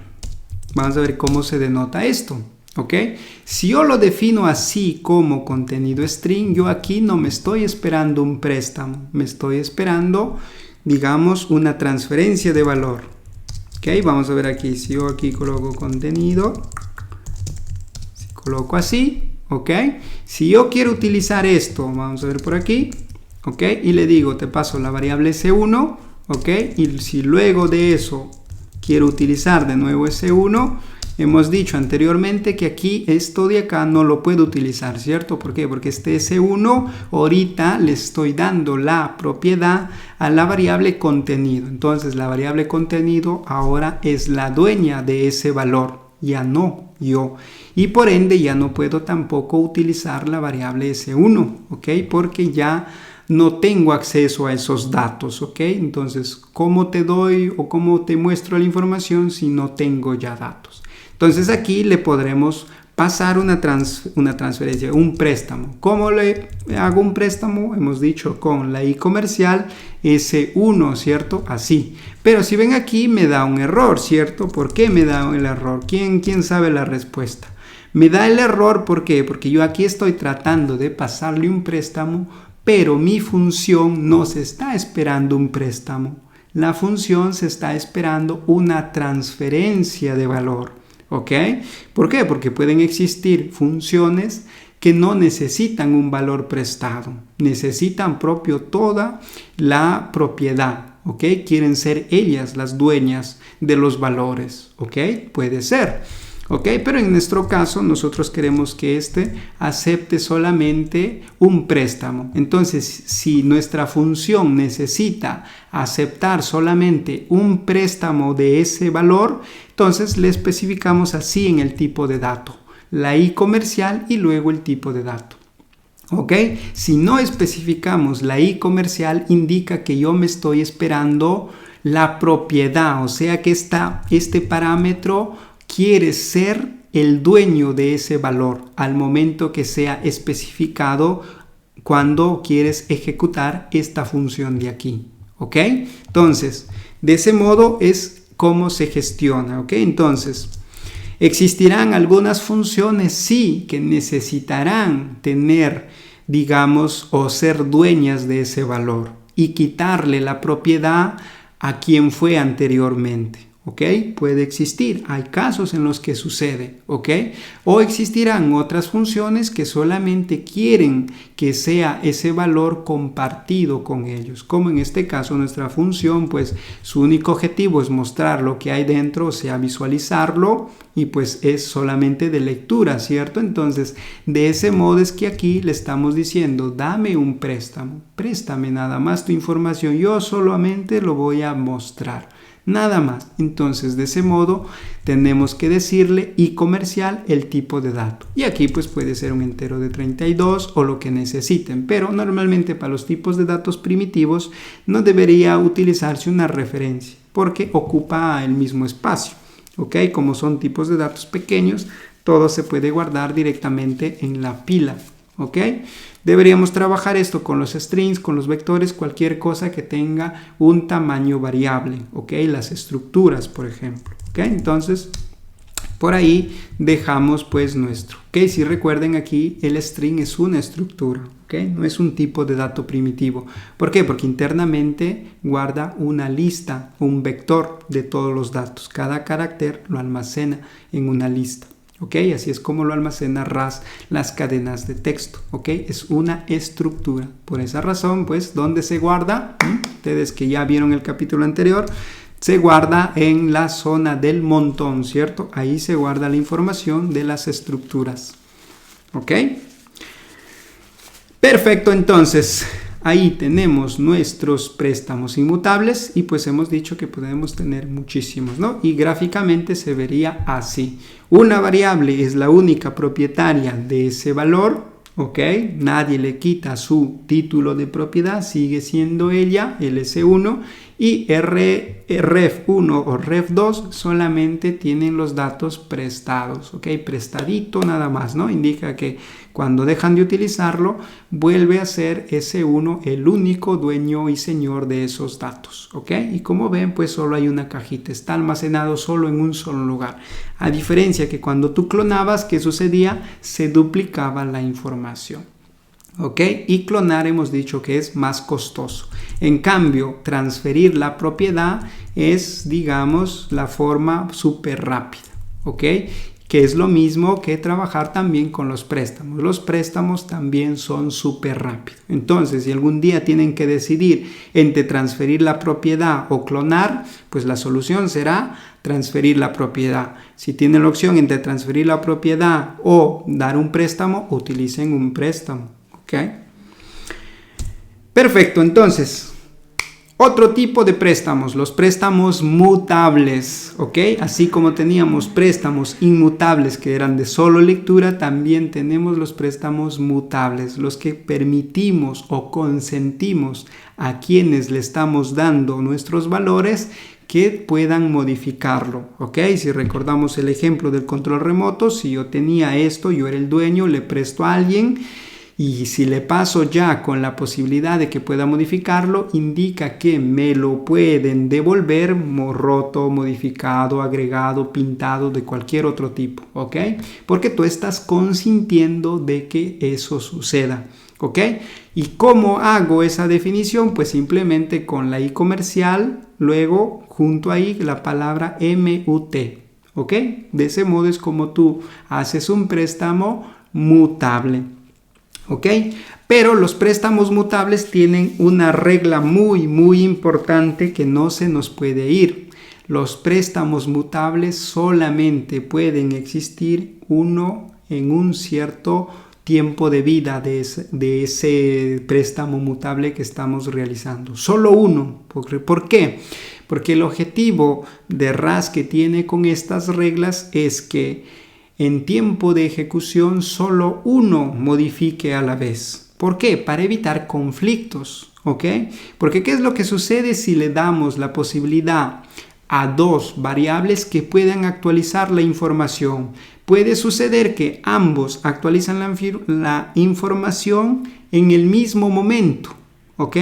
Y pues luego te encuentras con información inconsistente, no sabes cuál es la versión final. Como por ejemplo cuando ya trabajas con Git, para quienes trabajan con Git, si ambos modifican un mismo archivo, ¿qué es lo que puede suceder? Te encuentras pues que uno ha modificado por arriba, uno ha modificado por abajo, entonces tienes que resolver esos conflictos, ¿ok? ¿Por qué? Porque no sabes cuál es la versión final, no sabes si es la unión de ambos o simplemente de repente uno ha eliminado funciones, tú has agregado, no se sabe, ¿ok? Entonces, para evitar estos conflictos de que varios procesos estén escribiendo en la misma información, lo que hace RAS es simplemente limitarlos. Solamente uno puede escribir a la vez, ¿ok? Indica que si hay un préstamo que tiene la capacidad de escribir en todo ese tiempo de vida de esa variable, no puede existir otro más, ¿ok? Pero si tú ya defines otra referencia que tiene la capacidad de modificar la información, RAS, digamos, trata de anular al anterior, ¿ok? Siempre y cuando tú no lo utilices. Ahorita vamos a ver qué significa esto, ¿ok? Entonces, los préstamos mutables tienen esta regla importantísima, que solamente uno puede modificar la información, uno a la vez, no dos a la vez, no tres, solo uno a la vez, ¿ok? Entonces, él podrá modificar la información y cuando termina, pues simplemente basta, dice ya terminé y le pasará el trabajo a alguien más. Ese alguien más podrá hacer ese trabajo de modificar y así sucesivamente, ¿ok? ¿Con qué objetivo? Con evitar conflictos, ¿ok? Entonces, regla simple es esa. Si te quieres evitar conflictos, pues mantienes un único que modifica la información a la vez. Simple como es. Ok, entonces, vamos a ver aquí cómo se realiza esto. Por ejemplo, aquí existe un caso donde tenemos un préstamo mutable. Tenemos aquí la variable S1 que está definida como mut, ¿cierto? Recordemos que las variables tienen que, si necesitamos que una variable permita modificación, tenemos que definirla como MUT, ¿ok? Porque si tú quieres hacer un préstamo, ¿ok? O quieres prestar tu valor para que alguien lo modifique, ¿ok? La propia variable también tiene que estar definida para que consienta esos cambios, ¿ok? Porque de otro modo indicará que si tu variable no tiene el mut, significa que tú no quieres que nadie toque ese valor y tampoco pues podrás hacer un préstamo a alguien para que lo modifique, porque tú estás diciendo, este dato no se va a modificar por nadie, ni siquiera por mí, ¿ok? Y tampoco tendría sentido que le prestes a alguien para que lo modifique, ¿no? Si tú tienes la capacidad de modificarlo, entonces ahí sí le prestas a alguien más para que lo modifique. Si no, no. ¿Ok? Entonces, por ejemplo, aquí tenemos la referencia mutable 1 es igual a... ¿Cómo se define aquí? Con la i comercial MUT, ¿ok? Y luego el nombre de la variable que es la propietaria del valor, que en este caso es la variable S1. Y con eso hemos creado un primer préstamo mutable. Mutable porque va a modificar la información. Y por ejemplo, aquí la referencia mutable 1 hace un push de una cadena de texto. El push, esa función sirve para concatenar información, concatenar un texto. Entonces, primero existía mundo, ahora le colocará un coma y le agrega el texto hola. ¿Ok? Y el resultado pues será toda la información unida. ¿Ok? Y por ejemplo, hasta ahí todo bonito. Si yo luego intento generarme un nuevo préstamo mutable, por ejemplo, aquí referencia mutable 2, ¿ok? Esa variable, ahí ya me generará un error. ¿Por qué? Porque luego aquí existe alguien más que está tratando de utilizar la variable. Indica que su tiempo de vida de la variable ref mut1 termina aquí, en esta línea del print line. Y pues ya en todo este tiempo de vida de esta variable, aquí estamos tratando de darle un segundo préstamo que puede modificar. Ok, vamos a ver esto cómo funciona aquí. Entonces vamos a borrar esto para que no tengamos nada del ejercicio anterior y no se confundan. Ok, entonces tenemos la variable S1 que está inicializado con un texto, ¿cierto? Y sabemos que ese texto, como es una estructura y las cadenas se almacenan, ¿dónde? Se almacenan en la zona del heap, ¿cierto? Entonces, si yo quiero aquí tener una referencia mutable, entonces le diré ref mut1, ok, es el nombre que tú quieras en realidad, aquí le colocamos así. Entonces, ¿cómo le digo que esto será un préstamo mutable? Con la i comercial, porque es un préstamo, ¿okay? La i comercial denota préstamo, MUT, porque indica que yo voy a modificarlo, o tendré la capacidad de modificarlo, y luego aquí el nombre de la variable que es dueña de ese valor. Aquí, ¿por qué nos da rojo? ¿O por qué se rompe? Porque te dice, mire, estás tratando de prestar en modo inmutable, ¿ok? Un valor que tú no estás definiendo como mutable, ¿cierto? Lo que les decía anteriormente, ¿ok? Porque esta variable hasta el momento está pensada para que nadie lo modifique, ni siquiera la propia propietaria del valor, ¿ok? Por lo cual indica pues que nadie lo puede tocar. Entonces, ¿cuál será la solución? Simple, le agrego mut aquí. Entonces, ahí ya estoy indicando que esta variable puede modificarse. Y solo si la variable puede modificarse, puedo crear préstamos que pueden modificar ese valor, ¿ok? Si no, de otro modo, pues no tiene sentido, ¿no? Entonces aquí yo puedo tener a la referencia mut1 a mi variable y pues hago mi clásico push str, ¿no? Y aquí le coloco otra información, por ejemplo, chao, ¿ok? Otro texto, le estoy incrementando. Entonces, de ese modo ya estoy definiendo. Y hasta aquí, si imprimimos la información para ver qué ha sucedido, ¿no? Se imprimo aquí ref mut1, ¿cierto? Aquí me faltó así, ¿ok? podré ver en qué ha cambiado, ¿cierto? Si aquí limpiamos esto y ejecuto cargo run, y ahí está, ¿no? En la línea 2 inicia con hello, luego en la línea 5 prácticamente le agrega un poco de texto más, y si yo imprimo esta referencia, pues tengo ahí el valor. Si imprimo la variable original, o sea, la dueña de los datos, puedo hacerlo, ¿no? Si me voy aquí, S1, ¿ok? Debería tener el mismo resultado en esta línea, ¿cierto? ¿Por qué? Porque estamos modificando el mismo lugar, ¿cierto? Y ahí está, ¿no? Hello, chao, y también aquí hello, chao, ¿ok? Entonces, estamos modificando el mismo espacio, ¿ok? No como el clone que creábamos dos espacios diferentes, ¿ok? Aquí uno solo y estamos modificando ese mismo y podemos acceder ahí. Ahora, ¿qué es lo que pasa? Yo puedo crearme aquí, vamos a borrar estos print lines, ¿ok? Puedo crearme aquí otra referencia mutable. ¿Cuál es la respuesta de ustedes? Claro que puedo crearme otra referencia mutable, pero ahí me van a decir, pero me estás diciendo tú que no puede existir dos referencias mutables, que solamente puede existir una. Sí, pero RAS digamos que ya aplica un mecanismo que esta variable ref_mut1, su tiempo de vida es hasta aquí, hasta la línea 6, digamos, o hasta la línea 5. Tiempo de vida indica que empieza a existir desde ahí y el último lugar donde lo has utilizado es la línea 5, ¿ok? Desde la línea 7 tú aquí estás tratando de crear una nueva referencia mutable, o sea, uno más para que modifique los datos. Entonces, al momento que tú defines a alguien más para que modifique tus datos, trata de anular a los anteriores. ¿Ok? Entonces, esta línea 7 anulará a este señor de aquí, ref_mut1. Lo anula, le quita el poder. Siempre y cuando, pero, esta variable no sea utilizada después. ¿Por qué? Porque si yo aquí, hasta aquí, si compilo, todo funciona bien. Nadie te va a dar un problema, ¿ves? Aquí lo único que hay son advertencias porque no estamos utilizando, ¿no? Lo utilizamos y seguramente pues se va. Vamos a utilizarlo para que vean el resultado. Entonces aquí tenemos ref_mut2. Si ejecutamos esto, ahí está, ¿no? ref_mut2 tiene el mismo valor que ha modificado ¿quién? La referencia mutable 1, ¿correcto? ¿Ok? Entonces, hasta ahí, como ven, puedes tenerlo, ¿ok? No es de que en un determinado bloque solamente exista un único modificador, no, ¿ok?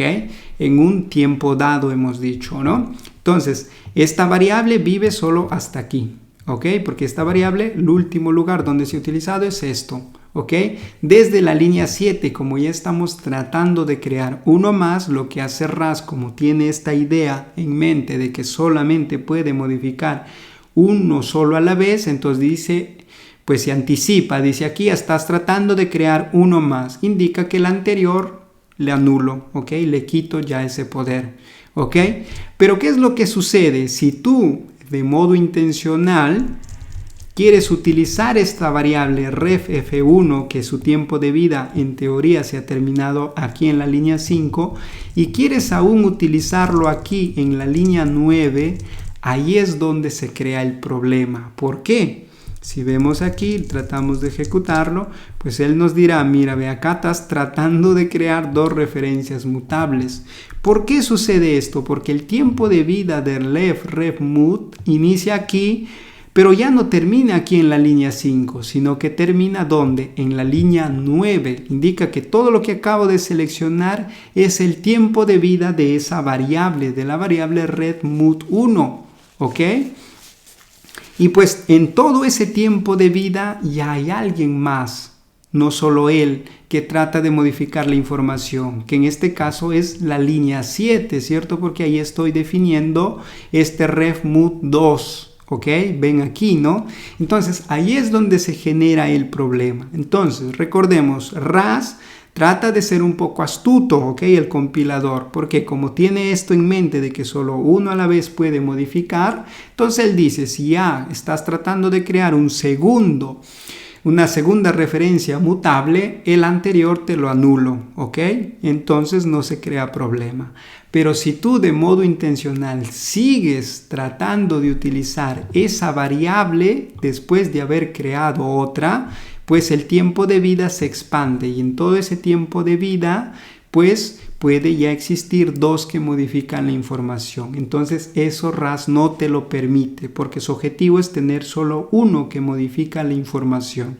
¿Ok? Entonces, por ende, aquí es donde pues no te permite compilar. ¿Y ves? Y así hagas lo que quieras, no vas a poder compilar porque esto ya se vuelve inseguro, ¿ok? Para el compilador. E incluso acá te dice dónde estás teniendo el primer préstamo mutable y el segundo, ¿no?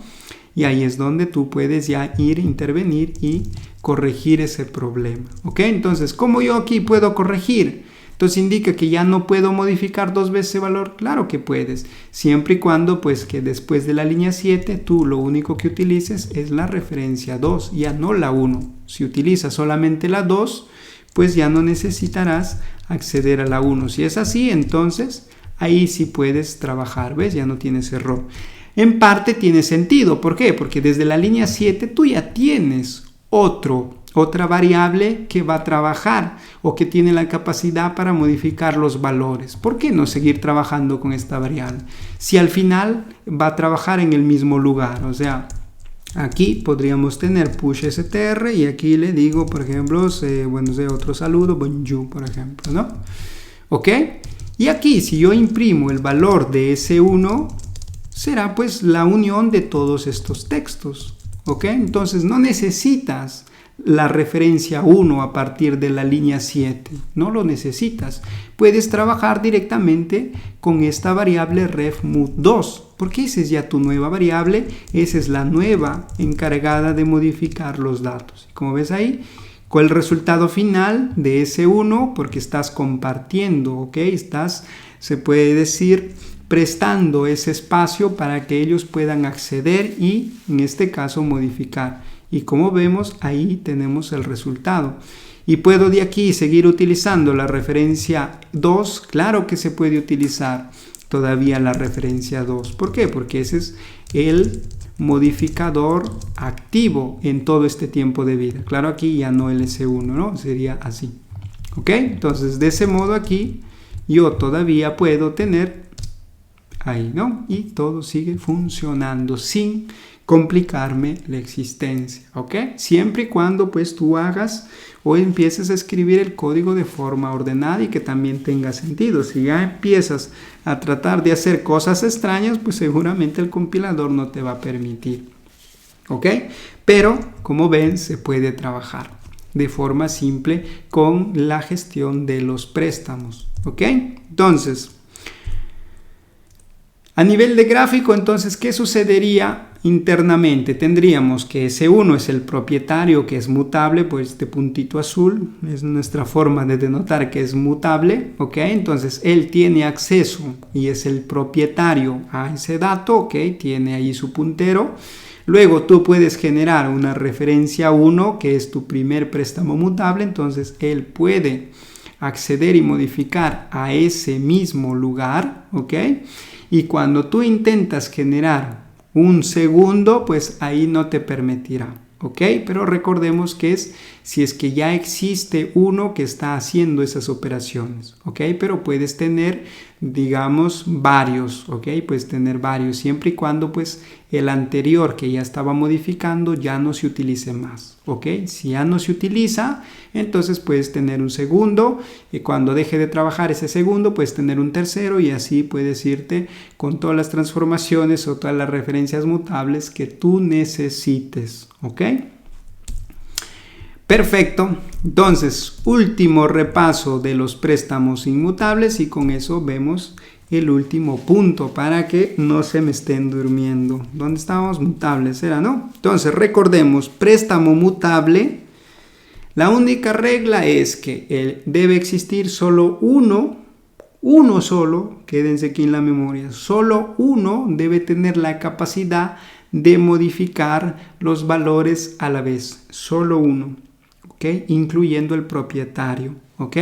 ¿Con qué objetivo? De evitarnos conflictos, ¿Ok? Simple como eso. Préstamos mutables, solo uno a la vez. Así como tenemos la regla que debe existir un único propietario de la información, aquí solo uno puede modificar la información a la vez. ¿Ok?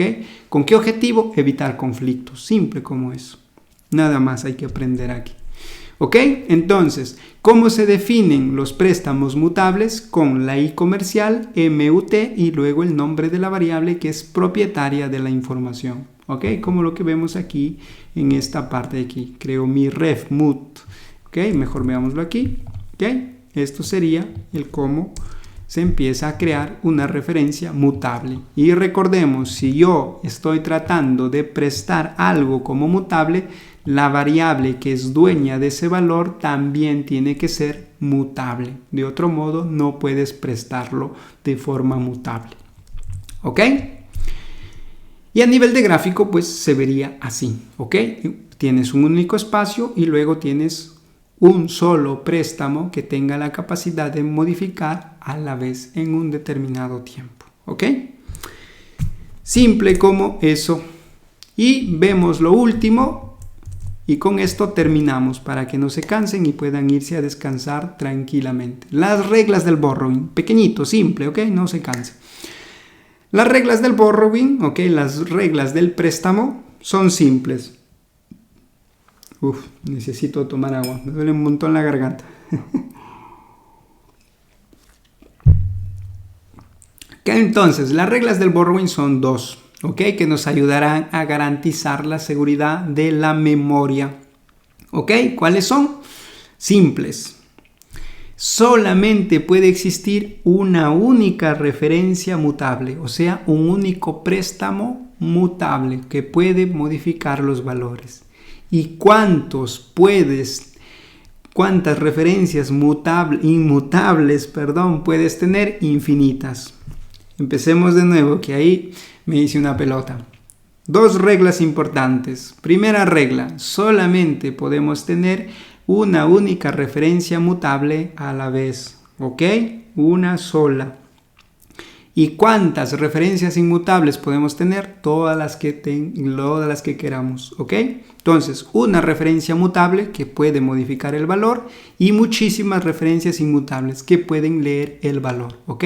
Podemos tener infinitos que leen, pero solamente uno que puede escribir. Uno a la vez. ¿Ok? Y la segunda regla es pues simple, que las referencias siempre tienen que ser válidas. ¿Ok? Indica que pues que sigan teniendo su puntero, ¿ok? A sus datos, ¿ok? Que sean dueñas aún de sus datos, porque si han perdido la información, ya no son dueñas de algo, pues ya no pueden prestar nada, ¿no? Esa es la simple regla de los préstamos, ¿ok? Entonces aquí lo único que se tienen que quedar ustedes en mente de los préstamos es que solamente podemos tener un único préstamo que puede modificar la información. El resto, ¿ok? Los préstamos de solo lectura podemos tener muchísimos. Y basta, es lo único que tiene que quedarles de todo este capítulo de casi 2 horas que estamos viendo. ¿Ok? Entonces, hagamos un repaso de todo lo que hemos visto de forma rápida y con eso cerramos. ¿Ok? No los molesto más. Por hoy, claro está. Entonces, hoy hemos visto cómo se gestiona la memoria en 2 zonas. ¿Ok? En la zona de la pila donde almacenamos la información que tiene un tamaño conocido y que es fijo, que no va a cambiar su tamaño en tiempo de compilación, se tiene que saber ya eso. ¿Ok? Y la pila almacena su información de forma ordenada, estricta, ¿ok? Y el mecanismo que utiliza es el último en entrar, es el primero en salir, ¿ok? Y luego tenemos la otra zona que es el famosísimo montón, ¿ok? Donde almacenamos datos cuyo tamaño es variable, ¿ok? Indica que al inicio puede tener cierta capacidad o cierta cantidad de elementos y luego se puede expandir o reducir también, ¿no? Decrece, ¿ok? Por lo cual lo vuelve en tiempo de compilación desconocido, no sabe cuánto de espacio va a ocupar. ¿Ok? Y recordemos que cada vez que necesitemos reservar espacio en esta zona del montón, maldita sea. Entonces recordemos que cualquier actividad que queramos realizar con el montón, siempre necesitamos realizar una solicitud al sistema operativo, ¿ok? Siempre necesitamos solicitar al sistema operativo que nos envíe o que nos reserve información.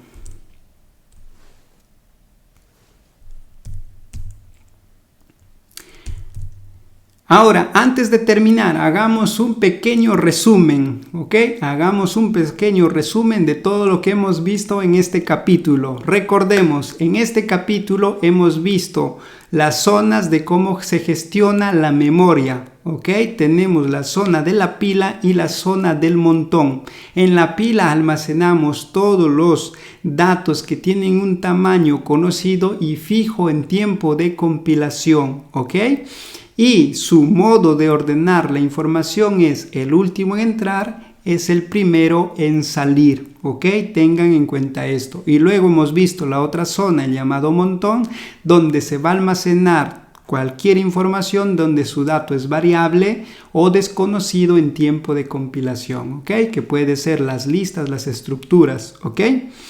Entonces, ¿qué es lo que sucede cada vez que queremos reservar espacio en el montón? Necesitamos solicitarle al sistema operativo que nos reserve espacio, y el sistema operativo que nos devuelve un famoso puntero, y ese puntero que es nada más y nada menos que la dirección de memoria donde se encuentra nuestra información guardada en esa zona del heap, ¿ok?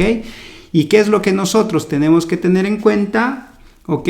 Que todas esas tres informaciones, sea el puntero, la capacidad y la longitud, la almacenamos en el stack, ¿ok? Con nuestra variable, y pues la longitud indica cuántos cuántos elementos estamos ocupando en ese momento, ¿ok? Cuántos elementos tenemos, ¿ok? En ese preciso momento en el cual estamos reservando el espacio, ¿ok? Y la capacidad es cuánta cantidad de memoria el sistema operativo nos ha reservado para almacenar nuestra información, ¿ok? Importantísimo, porque cuando la longitud, o sea, el número de elementos que tengamos sea mayor a la capacidad, necesitamos solicitarle al sistema operativo una vez más que nos asigne otro espacio mucho más grande para almacenar nuestra información. ¿Ok? Y recordemos que este proceso es lento, ¿ok? Tengo en cuenta eso. ¿Qué más hemos visto? Hemos visto los conceptos del ownership, el concepto de la propiedad. Y hemos dicho que en RAS debería existir un único dueño de un dato, ¿ok? Y como dueño nos referimos a las variables. Debería existir solamente un único dueño. ¿Y en qué momento RAS libera la memoria? Cada vez que esa variable se sale de ese ámbito, ¿ok? Cada vez que estamos en un bloque dentro de una función y se termina de ejecutar esa función, pues simplemente RAS elimina esos recursos, ¿ok? Y libera.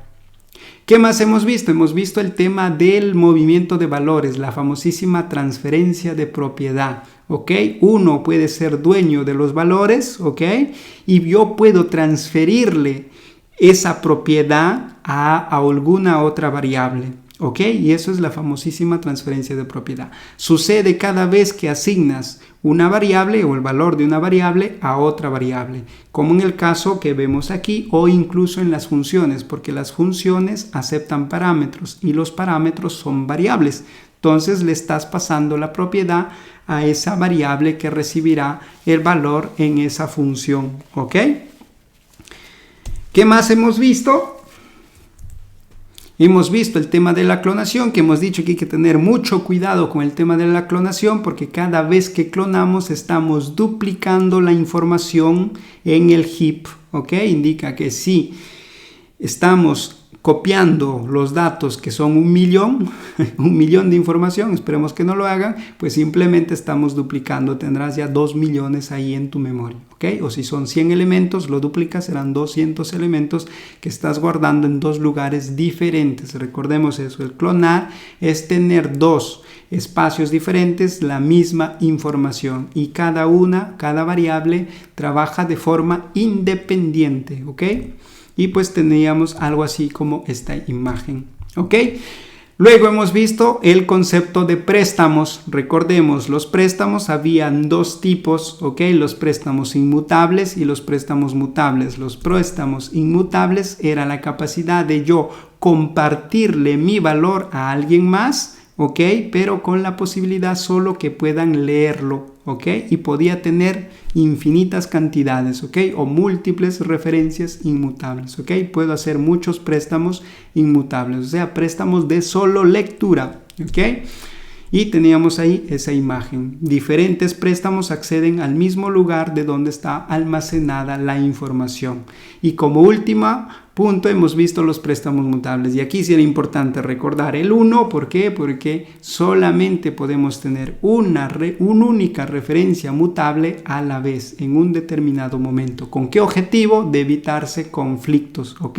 Porque pueden existir dos procesos que quieran escribir o dos variables que traten de escribir en el mismo lugar y pues no sabríamos cuál es la última versión estable o definitiva para esos datos que estamos compartiendo, ¿ok? Entonces, para evitarnos conflictos, uno solo escribe a la vez y ya está, ¿ok? Entonces, con eso hemos terminado este capítulo, ¿ok? Espero les haya quedado claro. Si hay algunas dudas, por favor, repitan el video, traten de entenderlo bien, pregúntenle a ChatGPT si hay alguna duda nueva que tengan que no hemos tratado, ¿ok? Si no, déjenlo en los comentarios, ¿ok? Trataremos de preparar algún material para de repente profundizar estos conceptos, ¿ok? Porque esta es la regla de RAS, ¿ok? Si ustedes logran entender este capítulo lo más que se pueda, no van a sufrir con RAS, ¿ok? La mayoría se lamenta de esto, del borrowing y del ownership, porque pues digamos es un tema complejo, ¿ok? Pero si entienden cómo se almacena la información, repito, van a poder entender bien, ¿ok? Y con eso pues nos despedimos y nos vemos en el próximo capítulo. Pásenle bien y hasta pronto.